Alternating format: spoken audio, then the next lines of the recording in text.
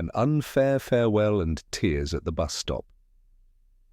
A man in a suit approached her, an encounter that no one could have predicted would change the fate of Rosa and many other lives.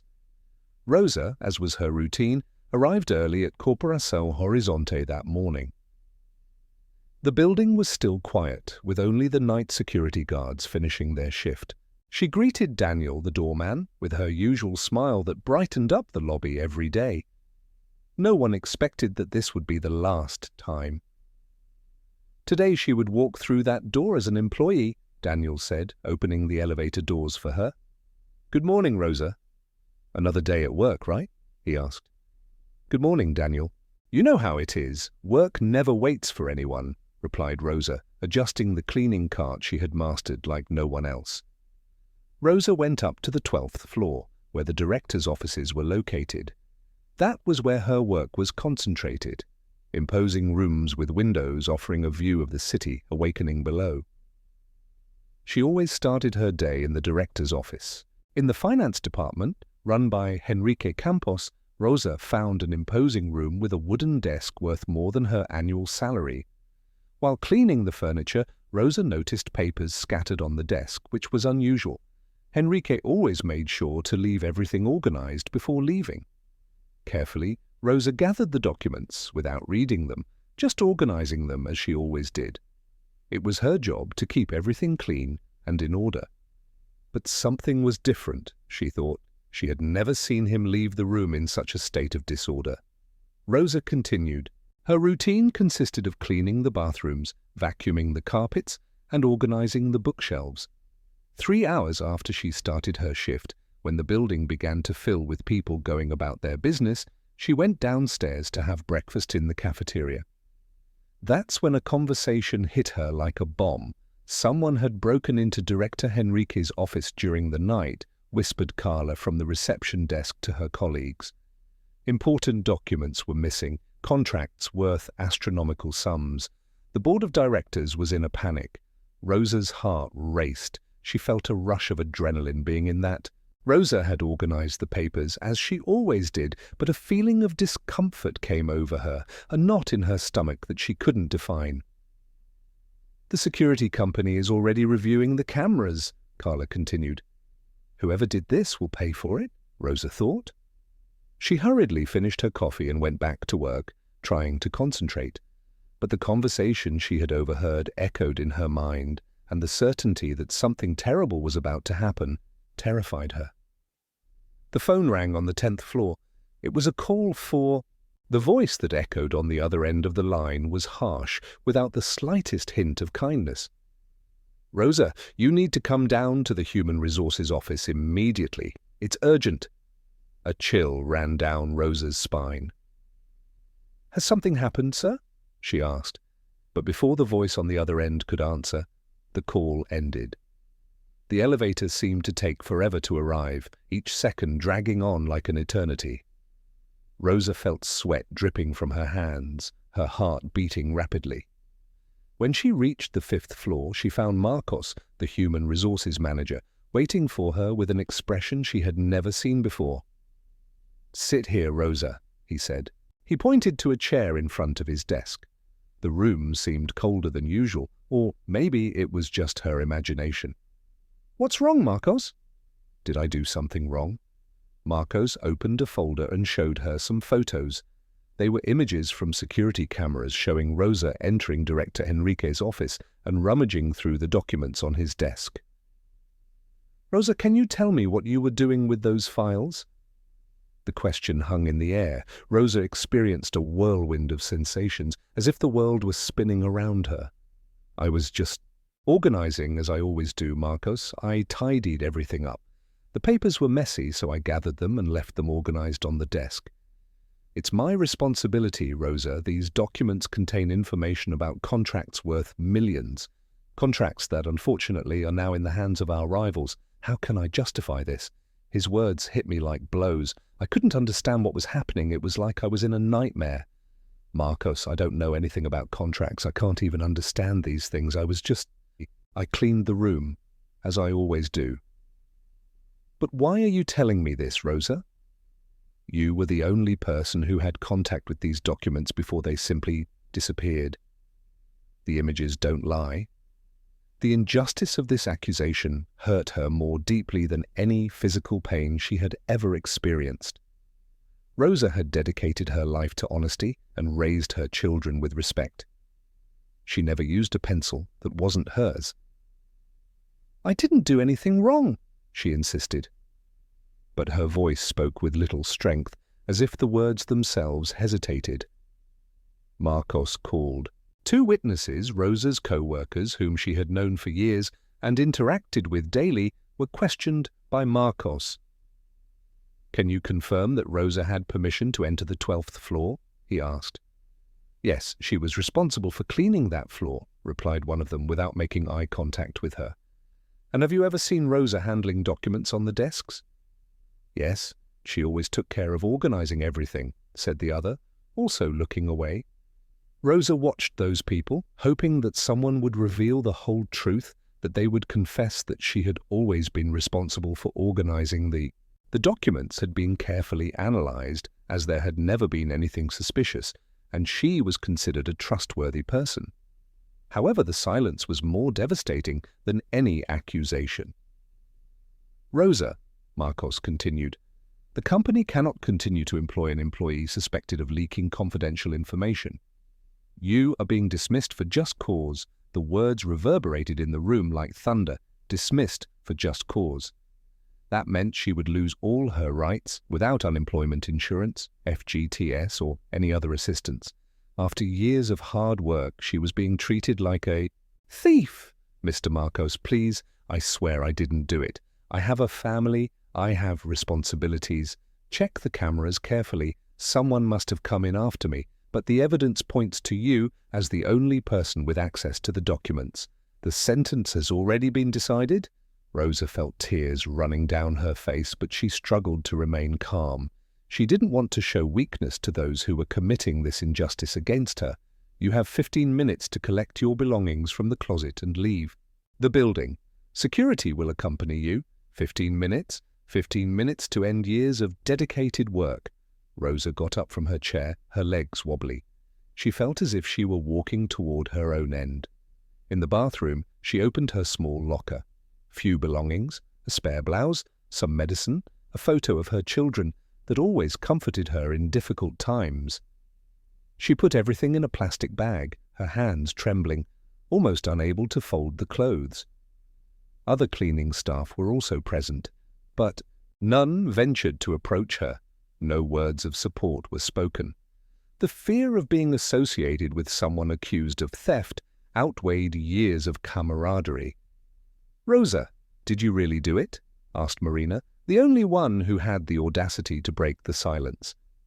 "Marina, you've known me for so long. Do you really believe I would do something like that?" replied Rosa, her voice choked with tears. Marina avoided eye contact. "I don't know who to believe anymore," she confessed. The response was more damning than the accusation itself. If even those who lived with her daily had doubts, how could she convince her of her innocence? The security guard, who used to greet her politely at the locker room door, now stared at her as if she were guilty. "Come on, Mrs.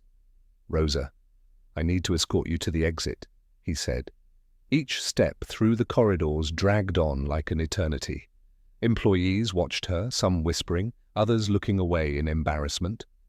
Rosa kept her head high, but each whisper tore at her like a knife in her chest.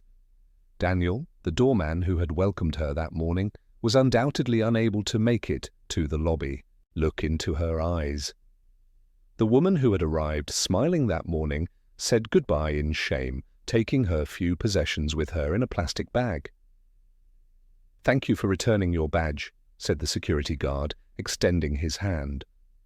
Rosa removed the badge from her neck, that insignificant piece of plastic that she had worn with distinction for years. She handed it over in silence. The building's revolving door had never seemed so difficult to pass through. Each time she walked away from that place, she felt as if she were abandoning not only a job, but also her own self-esteem.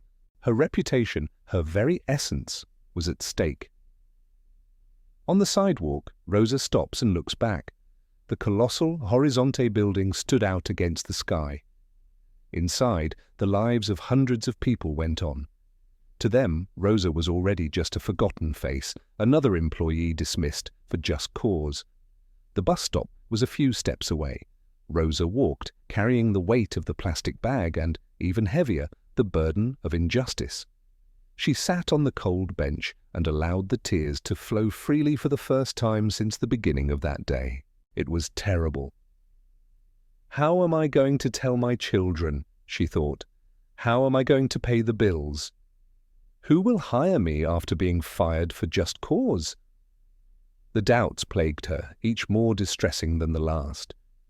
Rosa looked at the photo of her children she had taken from the closet, 2 children who needed her, who trusted her, who would never imagine seeing her in that state. The bus seemed to take forever to arrive, or perhaps time was passing unusually slowly. Rosa held the plastic bag tightly against her chest. She cried with an intensity she hadn't felt in a long time. The tears flowed from within her, laden with injustice, humiliation, and fear of the uncertain future unfolding before her eyes. Sitting there at that bus stop, Rosa could not have imagined that her life was about to change radically, that the greatest injustice she would ever face would also be the trigger for the biggest change she would ever experience. Rosa remained seated on that cold bus stop bench, clutching the plastic bag with the fervor of someone who saw it as her only treasure. Tears ran incessantly down her face, merging with the despair that intensified with each passing second. People surrounded her, rushing to their own destinations, unaware of the heartbroken woman who had just lost everything. "How am I going to face the walk home and tell the children that their mother lost her job?" she wondered, clutching the photo of her children tightly. "How am I going to look them in the eye and explain that we won't have money for the things we need?" The sound of traffic was just a distant murmur. Vehicles passed by, horns echoed. Life went on at its daily pace while Rosa's world had completely fallen apart. She took one last look at the Horizon Corporation building, trying to understand how everything had gone so wrong. 30 years of dedicated work, she whispered to herself. 30 years of waking up early, doing everything by the book, and this is how it ends? At that moment, a man in a suit stopped in front of her. Rosa did not look away. She thought the man was just waiting for the bus, but realized he was not moving. He stood there motionless, as if watching her. "Excuse me, ma'am," a soft voice whispered. "Is everything all right?" Rosa looked up and met the gaze of an elegant man with an expression of genuine concern. He had the air of someone who was used to dealing with responsibilities, but his eyes revealed a kindness that surprised her at that moment. "Yes, I'm fine, thank you," Rosa replied, lying and quickly wiping away her tears. "You can rest assured." Eduardo Martins observed the situation more carefully. He noticed the plastic bag resting on her lap. Her eyes red from crying, she looked like someone who had been struck by the cruelest blow of her life. "Look, sorry for intruding," he said, sitting down next to her on the bench. "But I have a daughter, and if she were going through a difficult time, I would want someone to at least care enough to ask if she needed support." The words echoed in Rosa's heart. She glanced at this stranger who dared to sit next to her, while not even her own co-workers were bold enough to do so. "You are very kind," she replied, her voice still trembling. "But it's not something I can solve with anyone's help." Eduardo noticed the Horizonte Corporation badge still partially visible inside the plastic bag. He knew the company well, having done business with them on other occasions. "Do you work for Horizonte Corporation?" he asked cautiously. Rosa felt a tightness in her chest. "Did work?" she corrected, lowering her gaze. "Until now, this morning, what happened, unless—" Rosa hesitated, not knowing how to explain to a stranger that she had been accused of theft. How could she say that she was being treated like a criminal after years of dedicated and honest work? "I was accused of something I didn't do," she finally said, "and I was fired for just cause." Eduardo felt the pain in her voice. There was a sincerity in her words that conveyed honesty, not the attitude of someone trying to defend themselves against wrongdoing. She seemed like someone who had truly been wronged. "What kind of accusation?" he asked, respectfully. "They said I had stolen important documents and passed information to rivals." The words seemed to weigh heavily, coming out with effort. "Sir, I work in cleaning. I can barely read these contracts properly. How could I know what was important and what wasn't?" Eduardo listened carefully to every word. His career as a businessman had given him the ability to detect when someone was telling the truth, and this woman was undoubtedly not speaking falsely. "Did you organize some of them? Are there papers on any director's desk?" he asked, as if the answer were obvious. Rosa, surprised, opened her eyes wide. "How do you know that?" "I've seen similar cases. Someone takes possession of important information, and the most vulnerable person ends up being blamed." At that moment, for the first time since that morning, Rosa felt that someone saw her, really believed her. And that was exactly what had happened.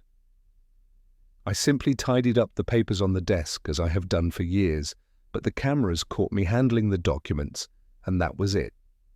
They thought that was enough evidence." Eduardo shook his head, overcome with deep indignation, and no one bothered to really investigate. No one wanted to know if other people could have been in that room. They claimed that only I had access, but that's not true. Many people come and go from those rooms, executives, assistants, technicians. But I was the easiest option to accuse. "Why?" A bitter smile appeared on his lips.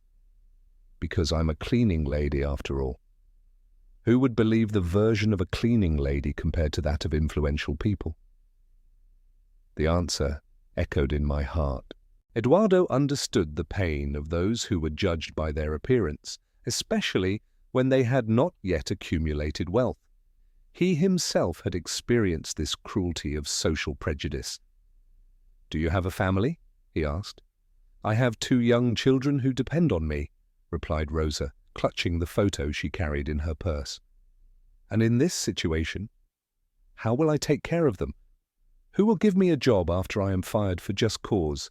asked Rosa, tears welling up in her eyes again. He felt something stirring inside his chest, a wave of indignation.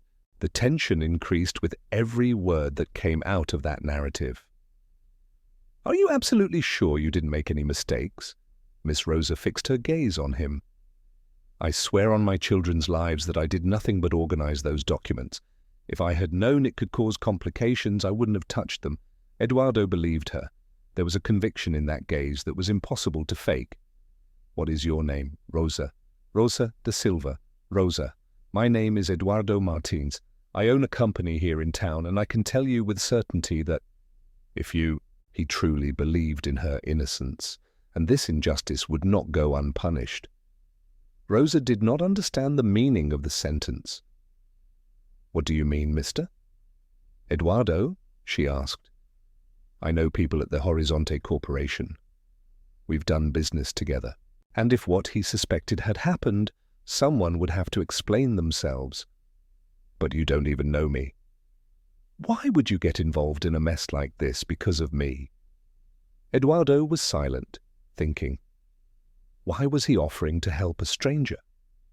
Perhaps because he recognized in her the same nobility that his own mother had always shown him when difficulties arose.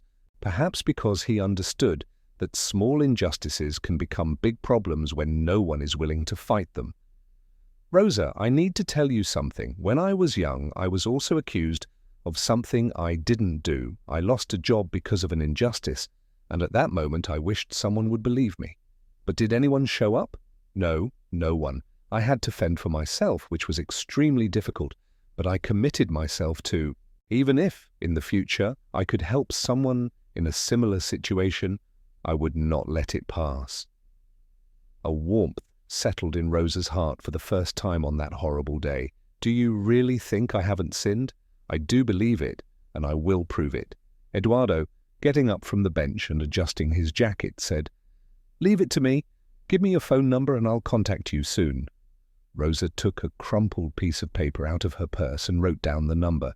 "Mr. Eduardo, unfortunately, I can't afford to pay you for this help." Who mentioned payment?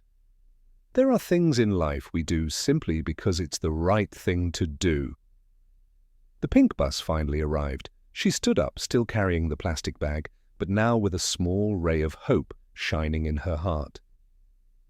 "Rosa," Eduardo said before she boarded, "promise me one thing. Don't give up. Don't let this injustice destroy you. Often, the worst situations in life are just a harbinger of something much better." Rosa boarded the bus with tears streaming down her face, but this time the tears expressed something different. They were the tears of someone who had found a glimmer of hope in human kindness just when she needed it most. Through the bus window, she saw Eduardo still waiting at the bus stop, watching the vehicle drive away. That unexpected gesture from a stranger willing to help a stranger without any self-interest perhaps revealed that the world was not as bitter as it seemed that day. Eduardo stood there for a few minutes, watching the bus disappear into the flow of traffic. Then he took his cell phone out of his pocket and he called Marcos, his lawyer, and said, "Marcos, I need you to investigate what happened at Horizonte. An employee was fired today for just cause, alleging leakage of confidential information. Eduardo, do you have any business involvement in this? Or personal? I have a feeling that there has been a serious mistake and I want to know the truth." Eduardo hung up the phone and returned to his car. He didn't know how yet, but he would commit himself to discovering the identity of the real thief of the documents, and when he found out, Rosa da Silva would finally receive the compensation she desired. On the way back to his company, Eduardo reflected on the conversation that had just taken place. He hadn't felt such clarity of purpose in years, as if fate had guided him to that encounter at exactly the right moment. Sometimes, he pondered, kindness and helping others remind us of what truly matters in life. That day, neither Rosa nor Eduardo could have imagined that this random encounter at the bus stop would mark the beginning of one of the most enchanting stories. The search for justice and redemption that their lives had experienced until then became irrelevant to Eduardo that day. The memory of Rosa crying at the bus stop consumed him, preventing him from concentrating on anything else. In his office at Martin's Consultoria, the view of the city through the window became a mere detail, while his mind focused on a single goal: to uncover the truth about what had happened at the Horizonte Corporation. Marcos, represented by his lawyer, appeared in the late afternoon carrying a briefcase and wearing a worried expression. "Eduardo, you won't believe the story I discovered about the employee who was fired," he said, settling in front of the desk. "Tell me everything, Marcos. Describe every aspect. Initially, I verified that the woman really existed. Rosa da Silva worked there for over 10 years, always with an impeccable record, never causing any problems. But the situation becomes intriguing when we analyze who had real access to that room. Who else had permission to enter there? In addition to Rosa, at least 8 other individuals also entered. In that room, in the days leading up to the disappearance of the documents, there were several people present: executives, assistants, IT staff, even an electrical maintenance employee. But why did the blame fall solely on her? Marcos opened the folder and examined a few sheets, as she was the only one recorded by the cameras interacting directly with the papers. However, there is a catch. The images only show that she organized the documents and left. She didn't take anything with her. Eduardo felt a mixture of injustice and relief. Rosa had told the truth. And now the part that will surprise you.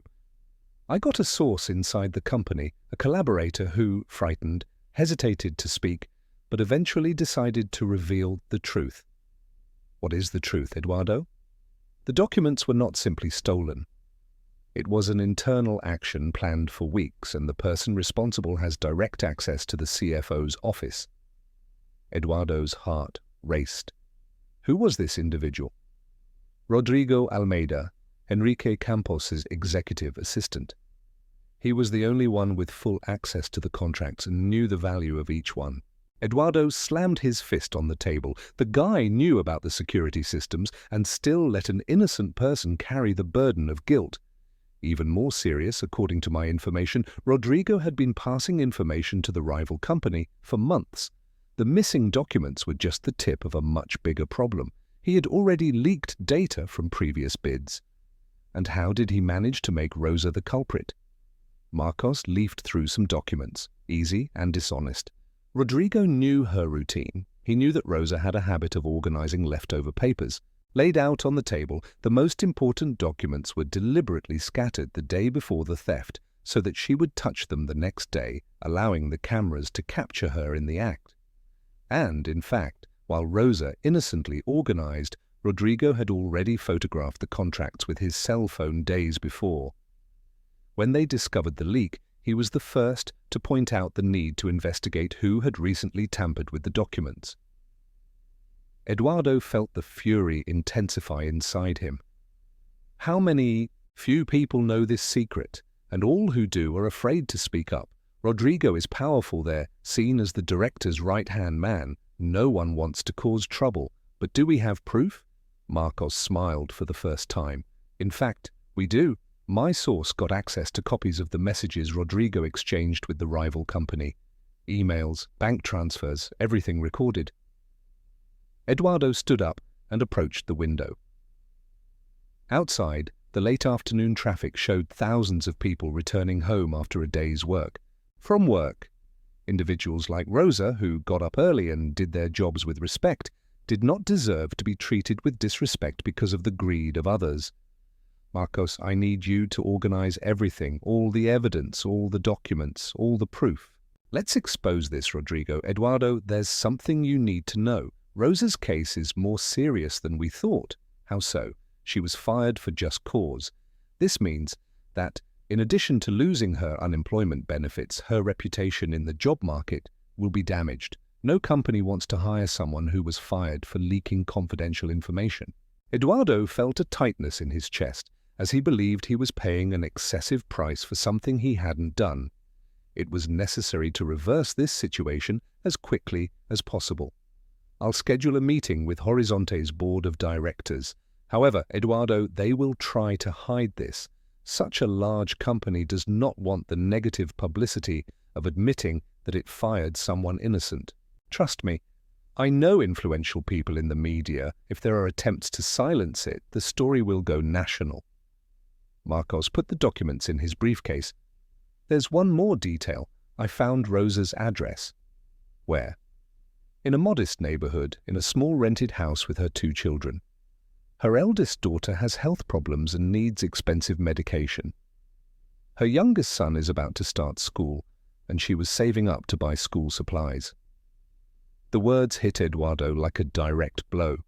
Rosa was not only suffering because of wounded pride or lost dignity, she was experiencing tangible and real difficulties that impact her life. Her 2 children, Marcos, I need you to find out how much it costs to cover her basic monthly expenses. Medicine, rent, school, food, everything. Are you considering helping her financially? I am considering doing what any decent person would do in such a situation. However, at that moment, Eduardo's phone rang. An unknown number. Hello, Mr. Eduardo, this is Rosa. Rosa da Silva, you gave me your card this morning. Her voice was heavy with emotion, as if she had been crying intensely. Eduardo then gestured to Marcos. Stay calm. Hello, Rosa. How are you? Mr. Eduardo, I wanted to thank you for your kindness today. It was very important to have someone who believed in me, but I'm calling to talk about something else. What is it? I don't want you to get into trouble because of me. I've reconsidered the situation, and maybe it's better to leave things as they are. Eduardo felt his heart race. Oh, why are you saying that? I found out that Rodrigo, the director's assistant, was saying that anyone who tried to protect me or speak on my behalf would suffer. The problem haunts me too. I'm afraid they'll do something bad to you. The call confirmed everything Marcos had already found out. Rodrigo was trying to intimidate Rosa's potential defenders. Rosa, Listen to what I'm going to say. Don't let fear take over. People like Rodrigo only wield power as long as others allow themselves to be intimidated. But what if he really does take action? He won't take action because tomorrow I'm going to Horizon Corporation with evidence of all his actions. A silence invaded the other end of the line. Eduardo could hear Rosa. Breathing heavily, Mr. Eduardo, did you find any clues? I did. You were right from the start. I found out who really stole the documents and realized that you were deliberately made a scapegoat. Rosa began to cry on the other end of the line. I was sure. I knew someone had done this to me on purpose, but no one believed me. Rosa, I promise, by the end of the week, your honor will be restored. And the one who caused you this suffering will pay for every tear you shed. Marcos, nodding his head, assured her that they had enough evidence. Because the truth always prevails, Rosa. It may take time, but it always wins. And this time she had competent lawyers on her side. After hanging up, Eduardo remained silent for a few minutes, absorbing everything he had discovered. She was not just a victim of cruel chance, but the victim of a premeditated and cowardly plan. Marcos, I need you to call Horizon Corporation immediately and schedule an urgent meeting with the entire board scheduled for tomorrow morning. What's the justification? I'll say that we have data on serious irregularities, including leaks of confidential information, and that if they don't receive us, this information will be disclosed to the press. Marcos smiled confidently. They will receive us. And Marcos, one more thing, prepare 2 sets of documents, one with the evidence against Rodrigo and another with an offer of compensation and damages for Rosa. What compensation would be appropriate? Eduardo pondered. Her children, the high costs of treatment, the humiliation she faced, the unemployment imposed on her, compensation that covers not only material losses but above all, moral damages. Rosa will come out of this situation not only unscathed, but recognized as the victim of a profound injustice. That night, Eduardo was unable to rest peacefully. He wondered how Rosa would explain to her children the reason for the scarce food, the impossibility of buying the necessary medications, and the sudden difficulty that life had become. But he also dreamed of the day when she would receive the call, the news of her innocence, the day when she would return to work with her head held high, the day when the colleagues who had abandoned her would have to apologize. Tomorrow, Eduardo reflected, justice will finally reach Rosa. And for the first time in a long time, Eduardo fell asleep with the certainty that he was doing something truly meaningful, something that transcended profits and contracts. I was fighting for the dignity of someone of integrity, and that was more important than anything else. Eduardo arrived at the Horizonte Corporation at the agreed time. This time, however, he did not limit himself to observing the building from afar. He entered as someone who possessed information powerful enough to destabilize the entire corporate structure. Marcos accompanied him, carrying 2 folders that contained Rosa's fate and the outcome of the plot devised by Rodrigo. Daniel, the doorman who had witnessed Rosa's humiliating departure, now greeted them with deference. I had no idea that those men were there to undo one of the greatest injustices ever committed in that place. Greater injustices had already occurred in that place. Good morning, gentlemen. The top brass awaited them in the meeting room on the 15th floor. On the way there, Eduardo felt a mixture of apprehension and determination. He was going to face influential figures, but he had something they couldn't imagine: the proven truth. "Are you ready for this, Eduardo?" asked Marcos, adjusting his tie. "I was born ready.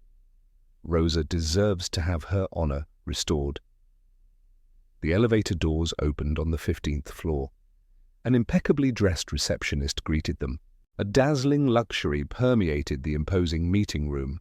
A sturdy wooden table, leather chairs, a panoramic view of the city stretching as far as the eye could see. The perfect setting for million-dollar decisions to be made daily. Henrique Campos, the CFO, occupied the prominent seat at the head of the table. 3 other directors, recognized by Eduardo from business events, accompanied him. And there, In a discreet chair next to the director sat Rodrigo Almeida, the individual responsible for destroying Rosa's life in order to preserve his own dark secrets. "Gentlemen, thank you for coming," said Henrique, extending his hand. "We know you have information about possible irregularities within the company." Eduardo returned the handshake, keeping his eyes fixed on Enrique's. "Yes, we have information that will certainly impact all of you," he declared. Rodrigo felt uncomfortable in his chair. Something about Eduardo's posture made him apprehensive. Marcos then opened the first folder and handed out copies of documents to each of the directors present. "Ladies and gentlemen, what you see here is evidence of a data leak plan, secrets that had been circulating within the company for months." Henrique took the documents and began to read. His face quickly changed. "These are our internal contracts. How did you get these?" "The same way your competition did," replied Eduardo, "through someone with privileged access to this information." Rodrigo, with a nervous stammer, asked, "Excuse me, but who are you? Why are you making this accusation?" Eduardo turned to him slowly. "We are the ones who... They discovered that you made an innocent person bear the responsibility for your actions." The silence in the room became heavy. Henrique alternated his gaze between the documents and Rodrigo, trying to understand the information. "What exactly are you talking about?" one of the other directors asked. Marcos opened the second folder. "We're talking about Rosa da Silva, the employee who was fired for just cause a few days ago." "The assistant who stole the documents?" Henrique asked. "The woman you accused of stealing documents?"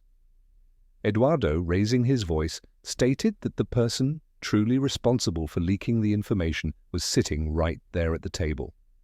All eyes turned to Rodrigo, who was now as pale as a sheet. "This is absurd," protested Rodrigo. "You can't just make accusations without proof." Marcos then spread more documents on the table. Images of conversations between Rodrigo Almeida and representatives of the company Estela Competição, along with proof of payments made by bank transfer and records of access to the company's systems outside business hours, were presented. During business hours, Enrique collected the transfer receipts. The amounts presented were exorbitant, incredibly high, to be disregarded. "Rodrigo, can you explain these transfers?" he asked. "This must be a mistake," stammered Rodrigo. Eduardo, already standing with a firm voice, stated, "Rodrigo, you knew Rosa's routine perfectly. You knew she always tidied up the papers that were scattered on the desks. The night before the alleged theft, you deliberately left the most crucial documents available, scattered across Enrique's desk." "That doesn't make sense," Rodrigo insisted, but despair was evident in his voice. "It makes perfect sense," Marcos replied. "You had already photographed the contracts days before with your own cell phone. When the leak was discovered, it was you who suggested checking the cameras to identify who had tampered with the documents." Enrique slammed his fist on the table. "Rodrigo, that's true, Enrique. You've known me for years. I work here with commitment. My loyalty to the company has always been unquestionable." "Loyal?" Eduardo repeated the word. "With irony, you call it loyalty to destroy the life of a woman of integrity to hide your own mistakes." One of the leaders, who had been silent until then, spoke up. "If these accusations are true, we are facing a premeditated plan to incriminate an innocent employee." Marcos agreed. "Yes, Rosa da Silva was chosen as a target because she was the most vulnerable, a person without the means to defend herself effectively." "And you are completely convinced of this information?" Henrique questioned. Eduardo, still absorbing the magnitude of the revelation, fixed his gaze on Rodrigo. "Rodrigo, do you intend to tell your superiors about the messages you sent to company employees, threatening those who tried to defend Rosa?" Rodrigo rose abruptly from his chair. "I will not tolerate these false accusations," he said. "Sit down," Henrique ordered firmly. Rodrigo, though defeated, obeyed and sat back down. Marcos added another document to the table. "This is a technical report showing that the data was extracted from Rodrigo's personal computer using his credentials outside of working hours, Enrique said, his voice heavy with sadness. Did you really do that? A heavy silence fell, lasting for what seemed like endless seconds. Rodrigo stared at his own hands, as if searching for a solution that did not exist. I was going through financial difficulties, he confessed. Stella offered a considerable amount of money for the information. I never wanted anyone to get hurt, but you let Rosa carry the burden of guilt. Eduardo burst out in anger. A woman with small children, who depended on her job to make a living. I didn't know this would happen, Rodrigo murmured, his voice trembling. I didn't know. One of the executives spoke up, indignant. You devised a plan to frame an innocent person? Enrique stood up, visibly shaken. Rodrigo, you're fired, and we're going to take every legal action possible against you. Enrique, please, Rodrigo tried to plead. There's no please. You betrayed the company's trust and ruined an innocent person's life. Eduardo felt great satisfaction at finally witnessing justice. The incident was being resolved, but one issue still hung in the air. Gentlemen, he said, now we need to discuss the case of Rosa da Silva. And what about her? Asked Enrique. She must be reinstated immediately, with public apologies and fair compensation for the moral and material damages she suffered. You're right, Enrique acknowledged. We made a serious mistake with her. Marcos opened the third folder. We have drafted a settlement proposal. Immediate reinstatement with compensation for moral damages and payment. Every day, Eduardo waited for the official statement confirming his innocence. In a last glance at Rodrigo, Eduardo whispered, I hope it was worth sacrificing your honor for filthy money. Rodrigo, without answering, left the room escorted by security guards, carrying only the weight of the shame of having been exposed. Gentlemen, Enrique said to Eduardo and Marcos, we will do everything in our power to right the injustice done to Rosa da Silva.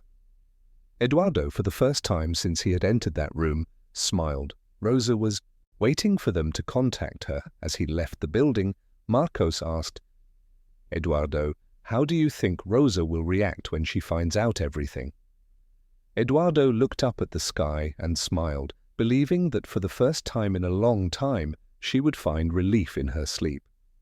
And he was not wrong.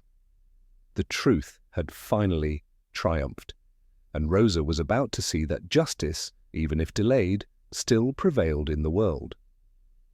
Rosa was in the kitchen of her humble home, examining the latest bill she had received in the mail, the electricity bill. The financial situation was becoming increasingly critical. The money Rosa had borrowed from her sister was running out, and the anguish of not having enough money to pay next month's basic bills was consuming her.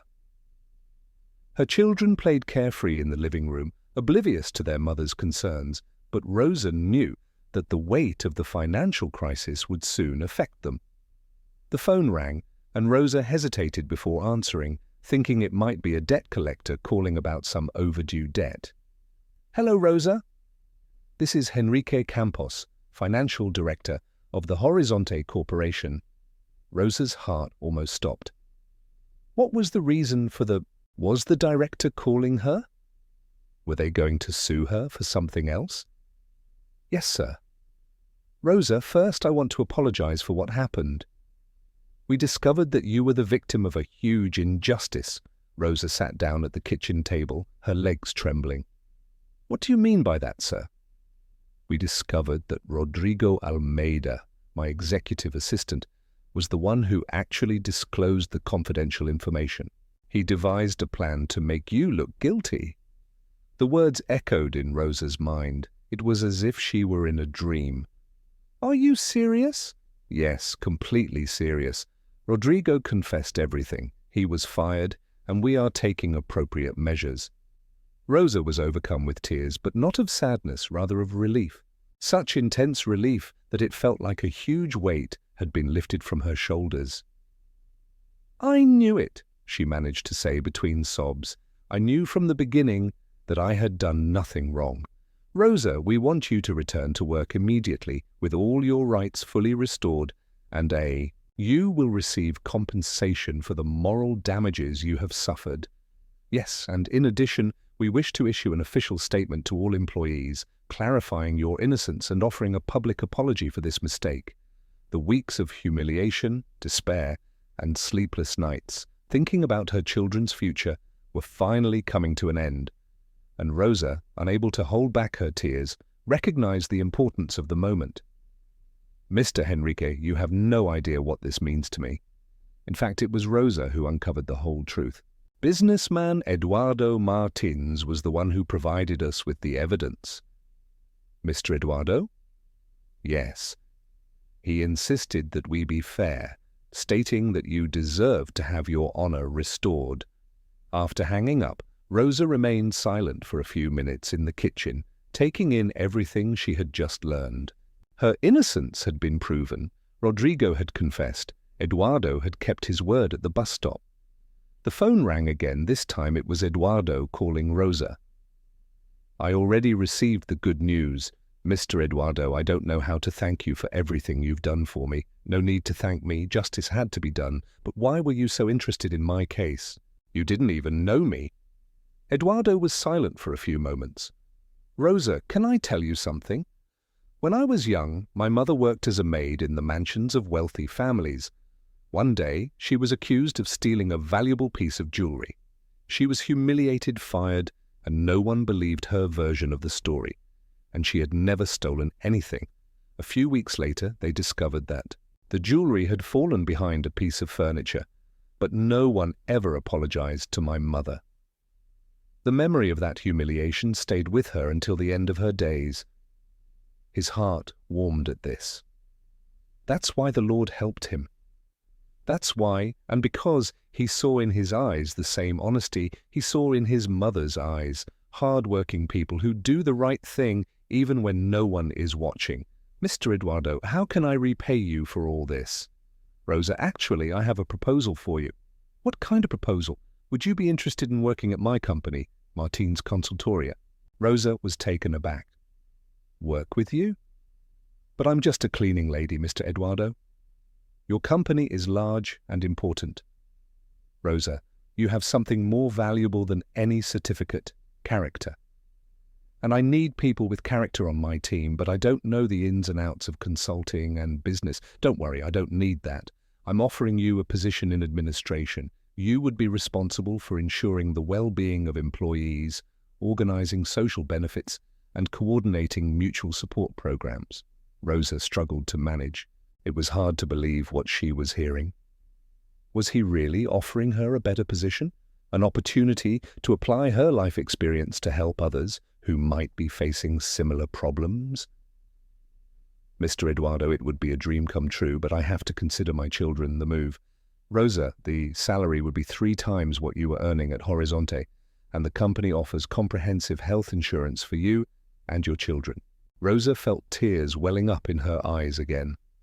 Eyes. 3 times the amount. Health insurance for her children. It was more than she could ever have imagined. Can I think about it for a few days? No problem. But Rosa, I need you to understand that this offer is not free. It is a way of recognizing your strength and dignity in the face of such a difficult situation. That night, Rosa talked to her children about everything that had happened, telling them that she had been accused of something she hadn't done, but that justice had prevailed. "Mum, are you saying you didn't do anything wrong?" asked her eldest daughter. "I didn't do anything wrong, my dear, and the truth is, now on our side."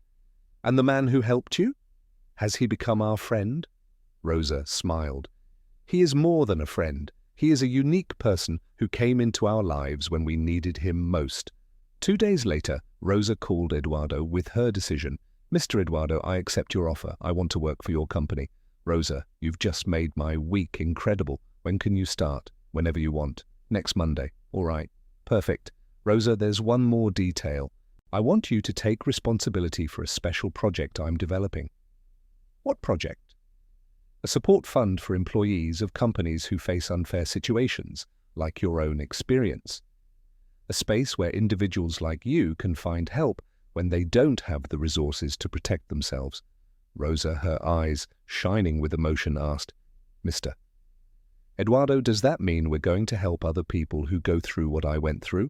"Yes, exactly. You will use your experience to recognize similar cases and ensure that other families don't have to experience what your family experienced. It is an honor to be part of a project like this." The following week, Rosa went to Martin's consultoria.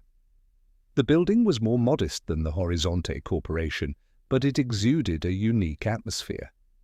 The interactions between employees were genuinely cordial. Employees from different levels of the hierarchy talked informally. There was an atmosphere of mutual respect that Rosa had never experienced before. Eduardo welcomed her personally at the entrance. "Welcome to your new professional home, Rosa," he said. "Thank you very much, Mr. Eduardo," replied Rosa. "I'm so excited. Come, I want to introduce you to—" In the meeting room, about 20 employees waited eagerly. Eduardo then addressed everyone. "Hello, everyone. I would like to introduce Rosa da Silva, our new social welfare coordinator. Rosa has had a career marked by challenges during which she has demonstrated exceptional resilience. I firmly believe that she will be a great asset to our team." The employees applauded warmly. Rosa felt her face flush, but it was a pleasant blush. For the first time in a long time, she was being seen not as a victim, but as someone recognized for her value. "Professionally," Eduardo continued, "is there anything you would like to say to the team?" Rosa took a deep breath. "Everyone, I recently went through a very unfair situation. I was the target of a false accusation that cost me my job, but I discovered that there are always good people willing to offer support in difficult times. I wish I could repay here what Mr.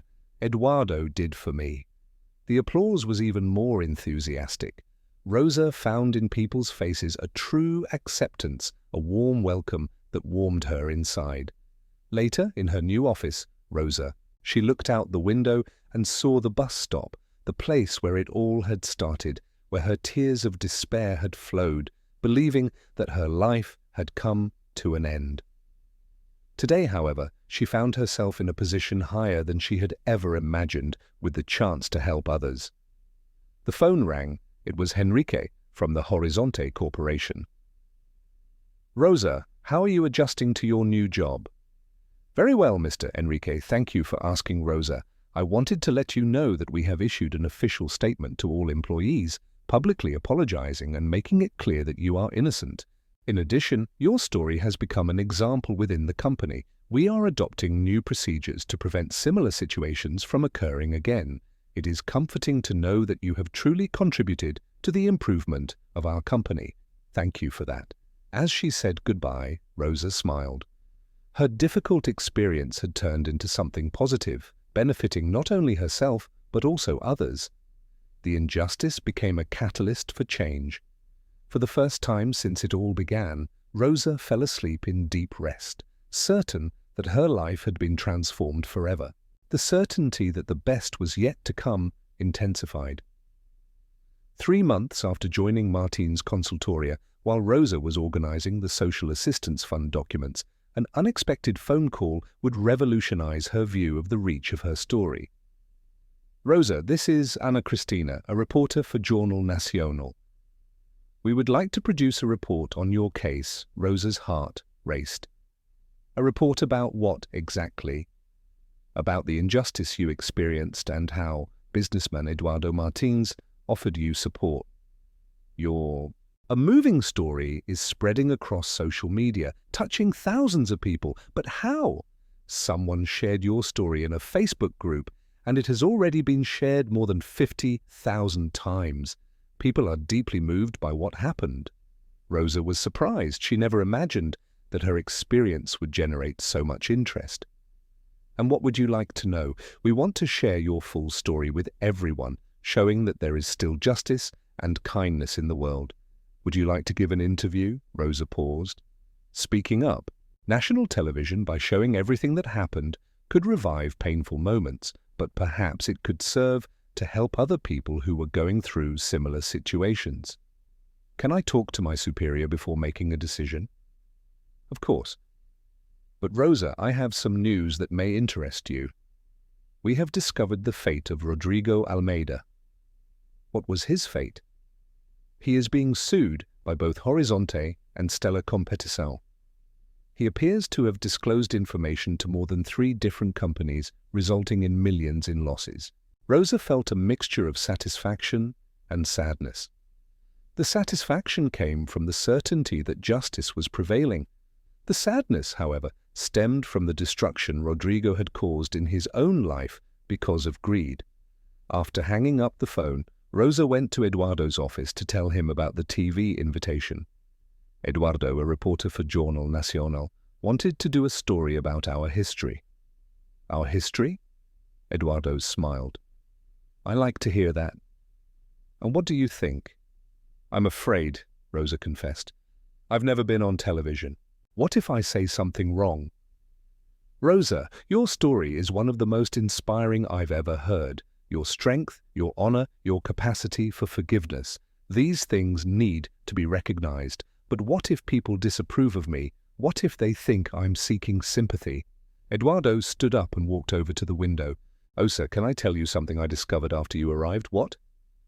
Since we established the Social Support Fund, we have already helped 15 families who have suffered labor injustices. 15 families who would not have been able to defend themselves on their own. Rosa was moved, really. And do you know why that was possible? Because your experience. They enabled us to identify these situations and act quickly. Does that mean our narrative is already having a significant impact on lives? That's right. And if you agree to give this interview, how many other families could benefit? Rosa thought about her children. Isabella, 9, who was finally receiving proper treatment for her asthma thanks to the company's health insurance plan, and Pedro, 7, who now attended a better private school and was enchanted by computer classes. Eduardo, I have a small request. I would like you to join me in the interview, Rosa. It's your story. You're the protagonist. I'm not the only hero here. If you hadn't shown up at that bus stop, I'd still be fighting injustice.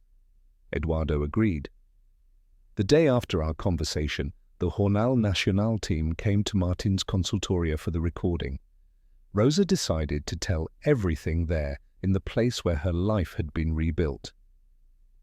Rosa, reporter Ana Cristina began, how did you feel when you were unfairly accused? It felt as if the ground was opening up beneath her feet.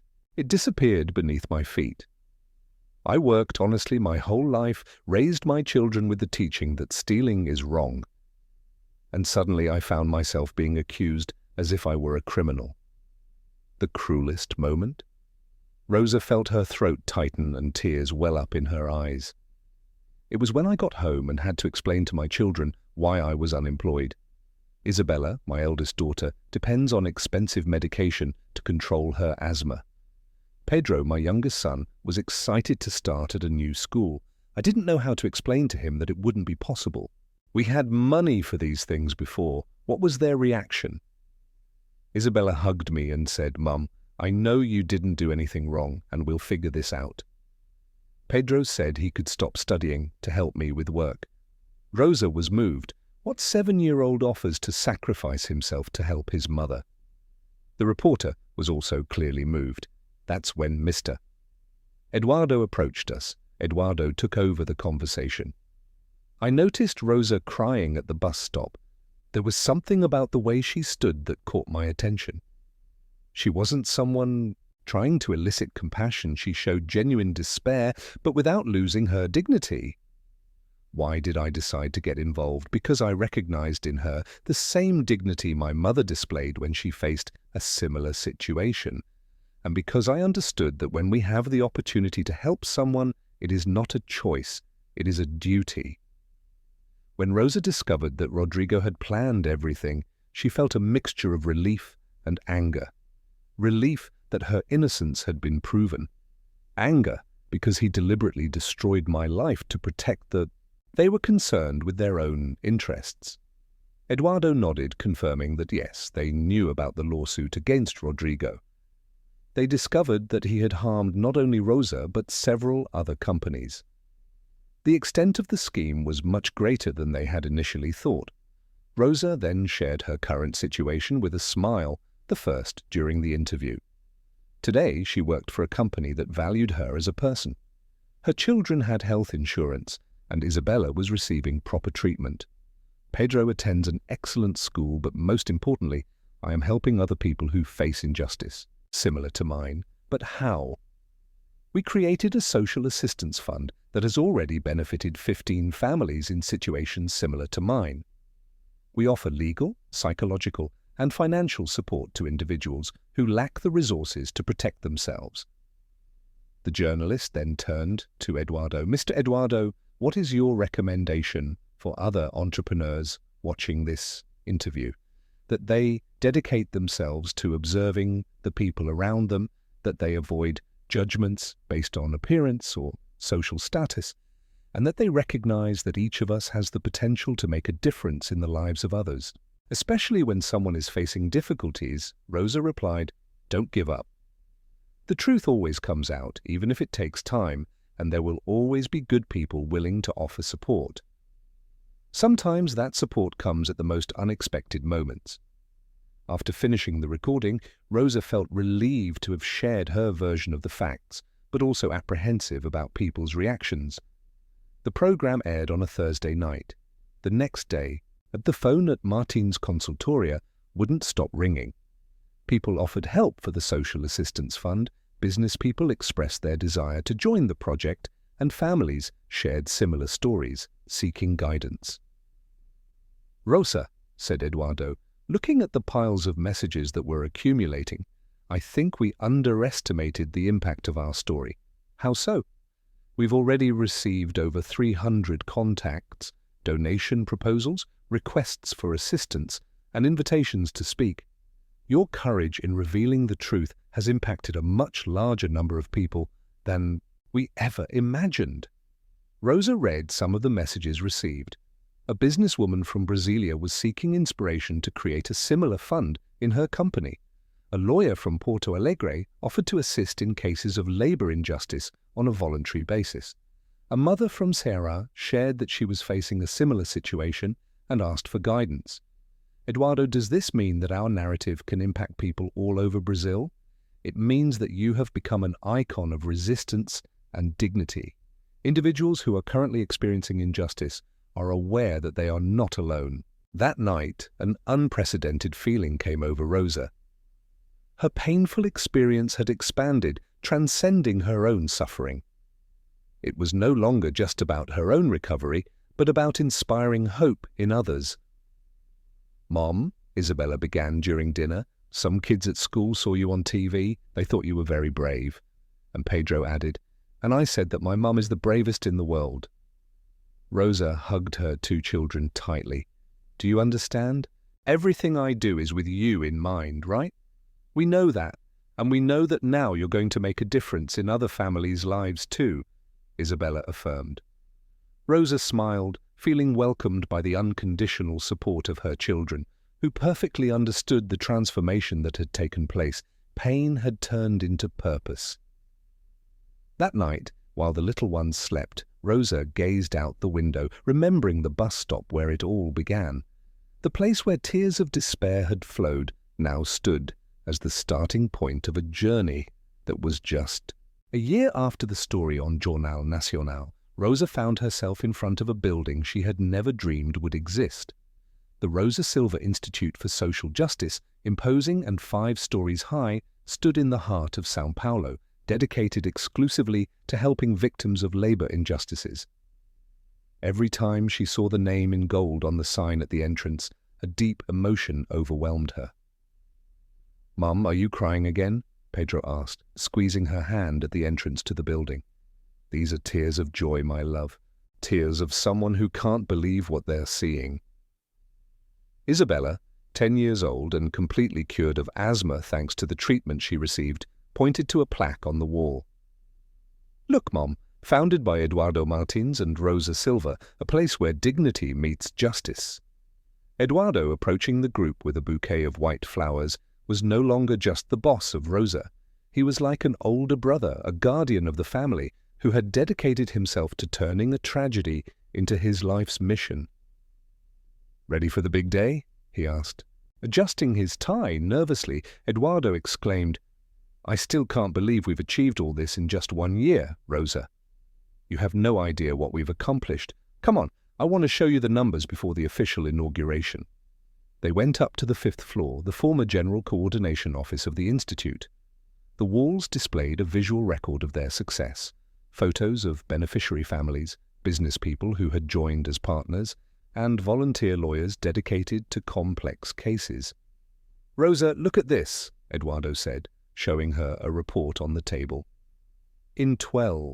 Over the past few months, we have supported 342 families and recovered more than 2 million reais in compensation for victims of injustice. With offices in 12 states, the report was handed over with trembling hands.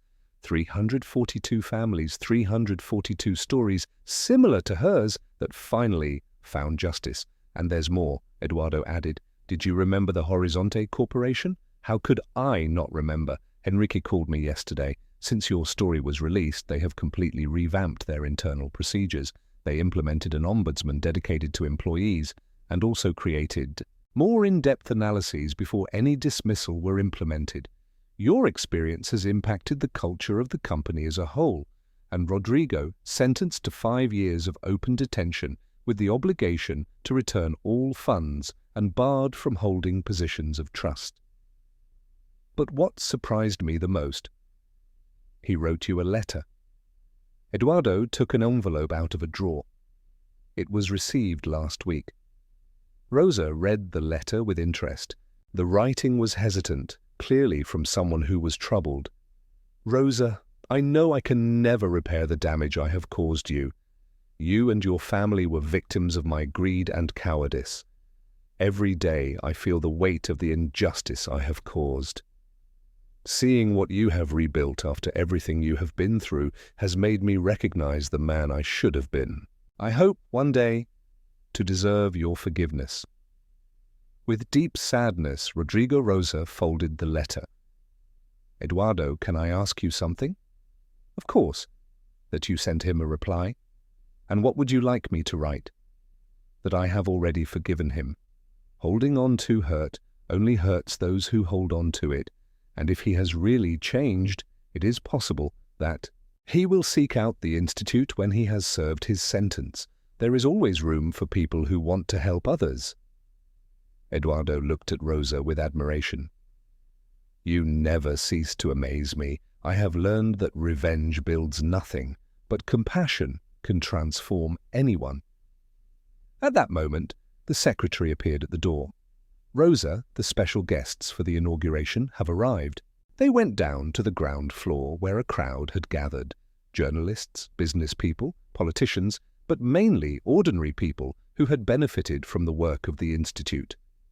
Rosa recognized familiar faces, families she had helped, volunteer lawyers, and employees dedicated to the cause. Ana Cristina, the reporter who had published the first article, approached with her team. "Osa, how do you feel seeing everything that has come out of your story?" she asked. "I feel grateful," she replied. "Grateful for having gone through that difficult situation, because without it, none of this would have been possible." She further explained, "If I hadn't been the victim of injustice, I would never have met Eduardo. Without Eduardo's knowledge, the fund would never have been created. Without the assistance we provided, 342 families would still be facing injustice." The response touched even the cameramen themselves, moving Ana Cristina to the point of wiping away a tear. In front of the cameras, Rosa conveyed a message of hope to those who are going through similar situations. Don't give up. The most difficult night will always give way to a more beautiful dawn. Remember, sometimes God allows us to face challenges so that we learn to appreciate peace. Your current sadness can become the strength that will. Eduardo, taking the microphone for the inauguration speech, addressed the audience. "Ladies and gentlemen, this institute is the result of the transformation of a courageous woman who turned injustice into a mission.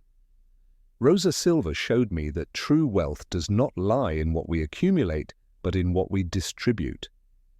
And that success is not defined by gains, but by the positive impact we have on people's lives. The audience responded with warm applause. Rosa felt her chest warm, but it was not the shame that consumed her, as it had on that terrible occasion at the Horizon Corporation. It was a different kind of warmth, a warmth of those who witnessed an unlikely dream coming true. "Mum," Isabella whispered timidly, "can I say something into the microphone?" Rosa hesitated, but Eduardo encouraged her. Isabella approached the microphone and her sweet voice reverberated throughout the crowded hall. "My name is Isabella, Rosa's daughter. When my mother lost her job, I was very afraid. Afraid of not having the resources to buy medicine, afraid of not being able to continue studying. But my mother taught me that when something bad happens, we can choose to be sad forever or use that experience to help others. My mother chose to help, and now many children like me will no longer have to be afraid." There was not a dry eye in the room. Pedro approached his sister and said, "I want to say that my mother is the bravest person in the world.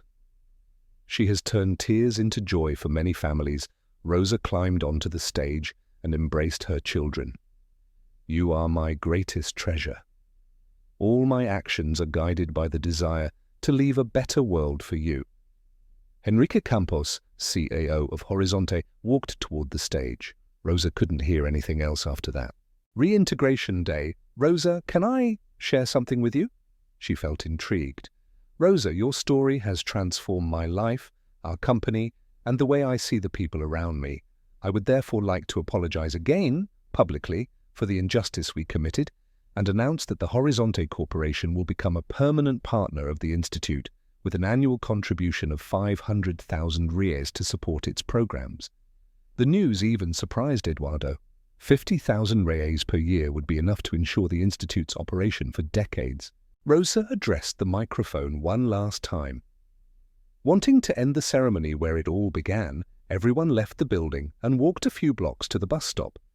It was the same spot where, a year earlier, Rosa had experienced a moment of deep sadness.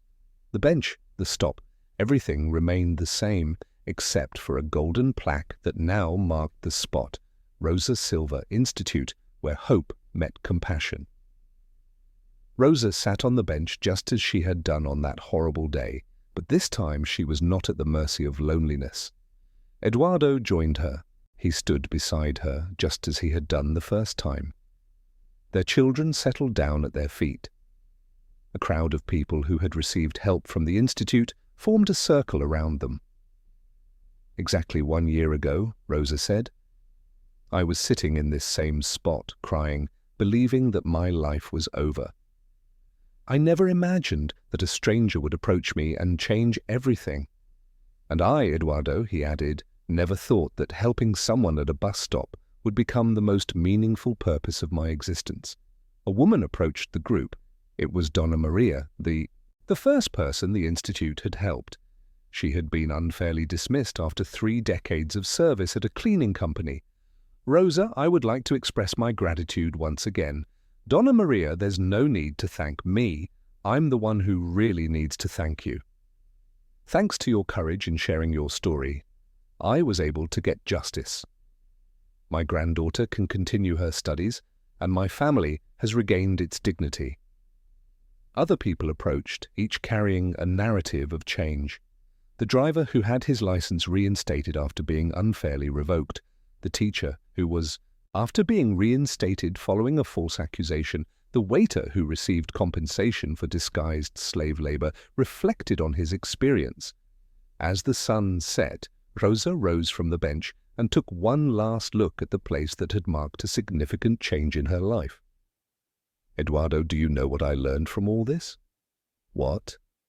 "That nothing happens by chance. Everything has a purpose. You didn't come into my life for no reason. My difficult journey was not in vain. It was all part of a greater destiny." Eduardo replied with a smile. "Rosa, I have a secret to tell you, of course. That day when you While you were crying at the bus stop, I was returning from a meeting where I had closed the biggest deal of my career. The feeling of triumph was immense. I felt like the most accomplished man in the world. But then I met you and realized that true success does not lie in the money we accumulate, but in the good we do. You showed me the true value of life, Rosa. Rosa hugged Eduardo. And so, we saved each other. On the way back, Pedro asked, "Mum, will our story have a happy ending?" Rosa looked at her children, at Eduardo, at all the people who had come together as a family during that remarkable year. "My son, our story has no ending, but rather a continuation, and it will live on whenever someone helps someone in need, whenever someone believes in someone, when everyone else doubts them, whenever someone turns pain into purpose." She was right. Rosa and Eduardo's journey spread, replicating itself in hundreds of other stories. The Rosa Silva Institute has established itself as a national reference in social justice. However, the most relevant thing is that it has shown the world that small gestures of compassion can bring about profound changes. 10 years later, when Rosa turned 50, she returned to the same bus stop not to lament, but to express her gratitude. She gave thanks for having experienced the greatest injustice of her life, because without it, she would never have found her true purpose. And whenever anyone asked her what the secret was to turning tragedy into victory, Rosa replied, "Never allow your pain to be useless. Use it to ease your pain and that of others." End of story.